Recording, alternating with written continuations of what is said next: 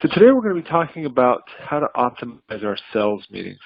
We usually talk about how to get appointments, but this is just as important because we spend a lot of effort getting in front of the clients, and sometimes the difference between us and the competition can be very slim.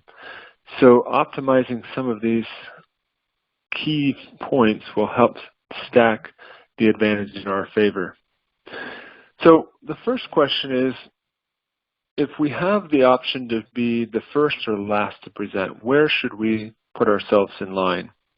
So if the client says, look, I can meet with you on Tuesday, or I can meet with you on Friday, where should we try to put ourselves in this stack of presenters and working with the clients? The rule of thumb is you want to be first if the clients are listening to different presenters from different vendors in a very short time period.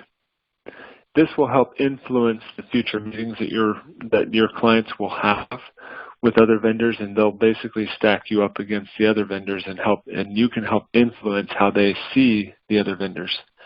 Now, if there's a lot of time, let's say 2 or 3 days or more in between presentations, then you're going to have better success if you're the last presenter. And so if you can influence that in any way, the rule of thumb is you want to be first if the presentations are close together, or you want to be last if there's a lot of space in between them.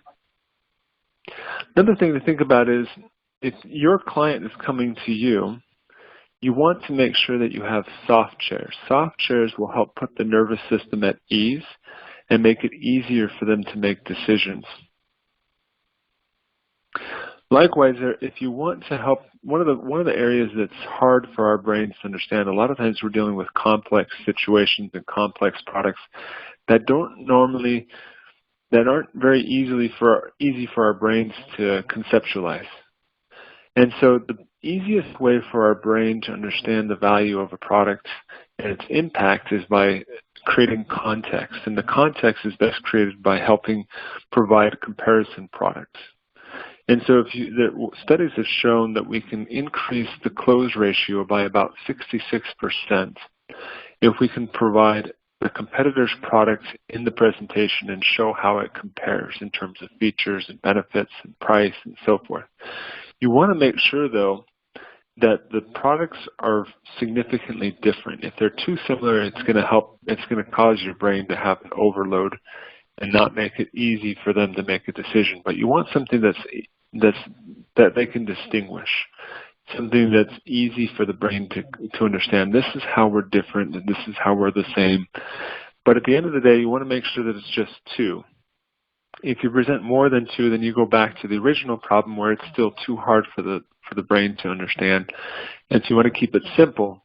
But if you provide just information about the value of your product without the context of another product, your brain is not going to feel comfortable making a decision. And so this is really important, and it's also important to provide your closest competitor's product because this is what's going to help the decision process make it a lot easier for the client. Because chances are your biggest competitor isn't your competitor, but it's actually the status quo. And the status quo is typically the default solution because people are afraid to make decisions because they can't necessarily understand what's the best option. And so providing multiple products makes this a lot easier for your clients to make that decision. But remember, just two products, and make sure that they're not too similar. Another option is usually when you're working with somebody, if they come to your office, you have the option to give them a drink. Should we give them a hot or a cold drink? Now, if it's hot outside, you're going to always want to default to the cold drink. But now that we're entering into the winter season, you want to give them a hot drink because this will also put the nervous system at ease and help you overcome that anxiety with making these decisions. And again, the status quo is typically our biggest challenge, not necessarily our competition. And so anything that we can do to put that nervous system at ease, whether it's a soft chair or whether it's a hot drink, all of these different aspects will help make it a lot easier for your clients to make a decision. Another scientific study has found which side of the room you want to sit on. For whatever reason, the right side of your brain is a lot easier for you to make decisions. And so if you have a choice between sitting on the left side of the room and the right side of the room, you want to be on the left side, because this will allow you to talk into the right ear of your client. Scientists have found that if you ask a question on the right side of the brain of the client, they're more likely to say yes. And so this is just because it's the way that our brains are wired. But you have to remember, sitting on the left side allows you to talk to the right side if you're facing them. But ultimately what you're trying to do is you're trying to speak into the right ear, which helps the brain process everything that you're saying and help them come to a decision much more easily. Another study has found that when we're sitting in the meetings, we can also connect with and create rapport with just by mimicking the sitting behavior of the client. Now, it doesn't mean that we copy them in every aspect, but if they cross their legs or if they place their hand on their knee, you can subtly copy them, not directly but indirectly, and this signals to their brain that you are in sync. And it also has a significant impact on getting a yes out of your client. And so try to follow their seating behavior in a subtle way, and this will send signals to their brain that you're on the same page and significantly increase the likelihood of them agreeing with you. Also, we have one thing that we can influence in almost any meeting is the color of clothes that we wear. Most studies have found that the color blue will also put the nervous system at ease. Just like when you're looking at the ocean or water, it almost always induces this feeling of peace. And it's the same way with our clothes. If we wear blue to a meeting, it will remind them of that comfort and that peace that we see when we're looking over the ocean or a lake or a river. And so again, this is a anxiety-induced decision-making process. When somebody's making a decision, they're putting their career, they're putting their reputation on the line. And so all of these different aspects of optimizing the meeting is to help to put them at ease. And so wearing blue colors in a meeting will help signal to the brain that everything is okay and that this is going to be a good decision. Another aspect of meetings is whether or not you can meet in the morning or in the afternoon. In our brain, we have what we call breaks, or the ventrolateral prefrontal cortexes. They're near our ears on either side. And what they're these systems that help us deal with stressful situations, help us make decisions. Our prefrontal cortex is our decision-maker process. But when our ventrolateral prefrontal cortexes are actually overloaded, that's when we default to the status quo.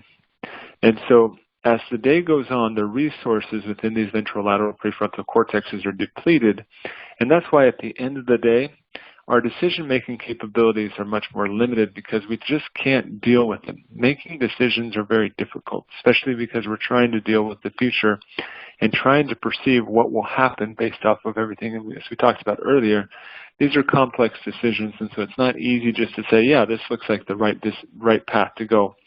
But when our ventrolateral prefrontal cortexes, which are the brakes, are depleted, which happens at the end of the day, it's much harder for them to come up with a decision. And usually when they feel overloaded, they're going to say, you know what, I can't think about this right now. I'm not going to be able to make a decision, or the default answer is going to be no. And so whenever you have the opportunity to influence the timing of your meetings, you always want to default to the morning because that's when the ventrolateral prefrontal cortexes have been replenished from the sleep and from having breakfast. If you can provide them any type of snacks, such as a donut or anything that would help them keep those ventrolateral prefrontal cortexes full and strong, that will allow them to actually make decisions.